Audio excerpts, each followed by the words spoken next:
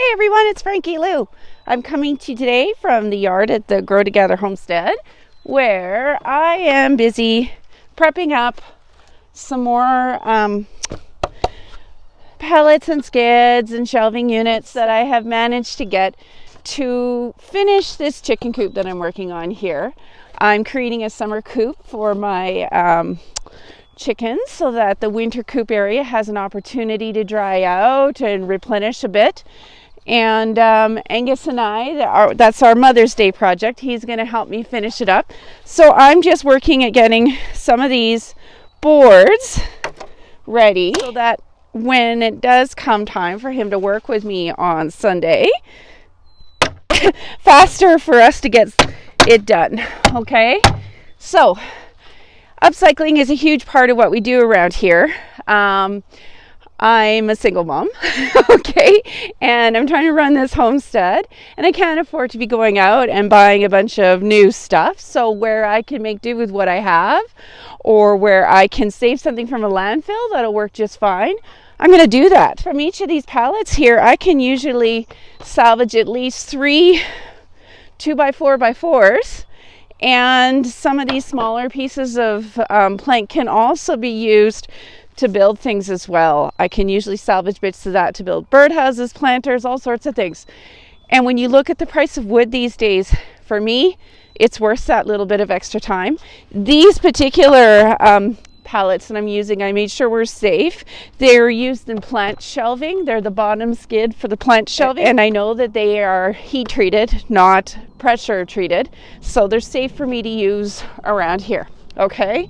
And yes, it does take a little bit of work.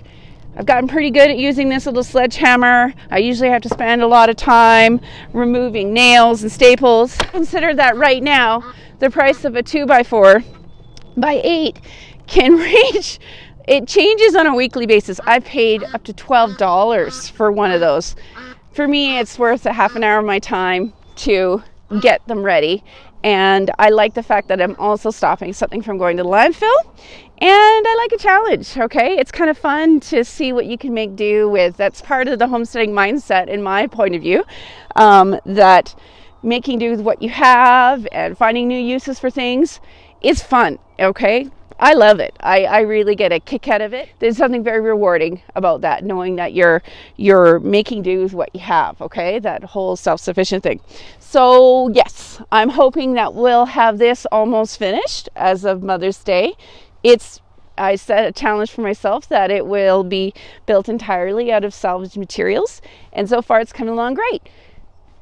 I'm going to show you a couple of other things around the homestead, hopefully to give you some ideas of other ways that maybe you could use some things that you have around your place, even if you don't have a homestead, in your back garden, because the more we can lower our carbon footprint by reusing stuff before we recycle it or before it goes to landfill, all the better for everybody, right? And if you're a frugal girl like me, you'll start coming up with some fun ways of saving some money as well. And I hope that you'll share those with me, because I'm always looking for new ideas too. So let's go take a look at some other stuff that we got going on around here. All right, now let me show you another one of my favorite types of upcycling that we do here on the homestead. See this lovely shelving unit that's holding up my beautiful water cooler planters here? This was salvaged entirely from the back of a big box store. Okay, they get shipments of various things in these, and they just throw them back in Freewood. It fits perfectly in the back of my little minivan, who thinks he's a truck. And yeah, I brought 6 of these home this year. 2 of them are going to go on my back deck as planter holders, and 4 of them are being used in the construction of the new chicken coop that I showed over there. And I will continue to bring these home because it's a really good shelving unit. It was free. I'd be paying a lot of money to get something like this, even from IKEA. And it's not going to landfill, right? Also, the whole milk jug and water cooler planter thing, that's all upcycled. I grabbed these from the recycling depot when I go and drop off my recycling. I pick these up and they've been fantastic. I love them. I'm very fortunate that they keep them for me at my recycling depot. It's amazing what a jar of jam or a little bit of homemade candy or some fresh chicken eggs can get you, right? Okay, it's all about taking what you do have and trying to find ways that you can. I do a lot of trading, okay, and that's another form of upcycling. I can't use all the chicken eggs and all the duck eggs that I get on my homestead, but I can give them to people who can give me something that I can use, or a talent that they have that they can share with me, okay, that maybe I'm not so great at. There's something that they might be able to do.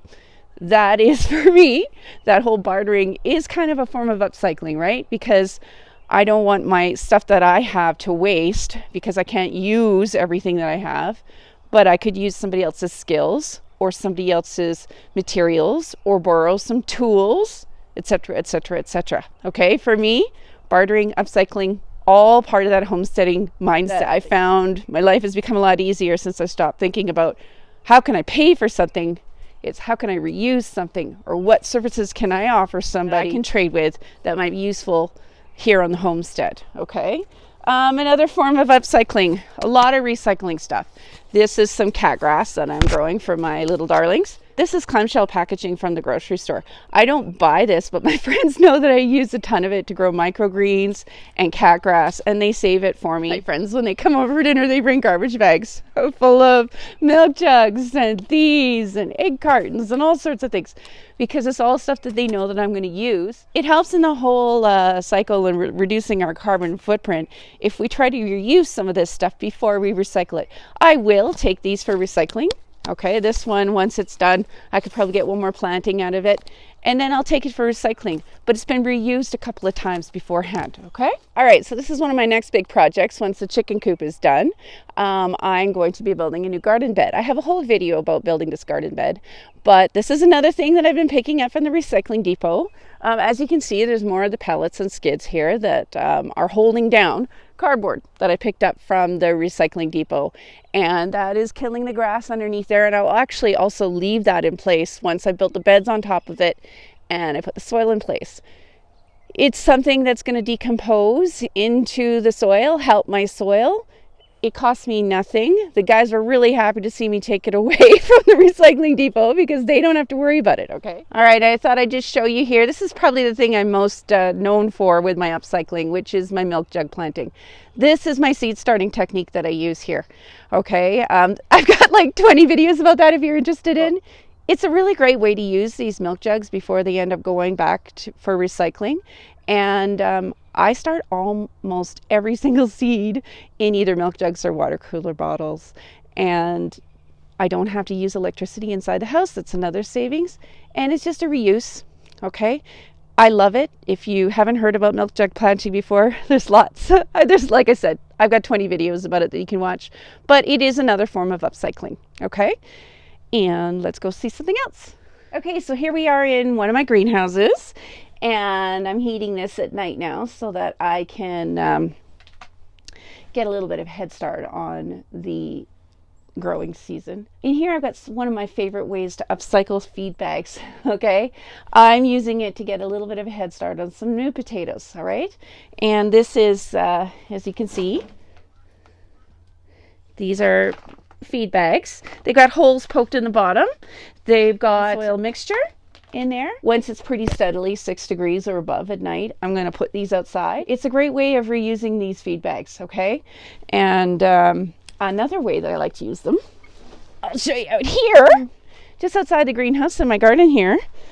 I can see this here is also another use for feed bags. I use the feed bags underneath the mulch in between the garden beds. Okay, so that now I do have to replace them usually every 2 years. I find they last about 2 years before they start to disintegrate.